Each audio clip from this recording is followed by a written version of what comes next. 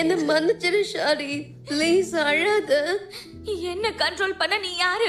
நான் அழுத உனக்கு என்ன வந்துச்சு? நான் தான் எதுவுமே வேணும்னு பண்ணலன்னு சொல்றேன்ல. நீ இப்படி பண்றது பார்த்தா எனக்கு ரொம்ப கஷ்டமா இருக்கு. என்ன மன்னிச்சிடு. உன்னை நான் அழாதன்னு சொன்ன, நீ அழுதா நானும் அழுவேன். உனக்கெல்லாம் கொஞ்சம் கூட மனசே இல்லல்ல? ஆமா, எனக்கு மனசே கிடையாதுதான்.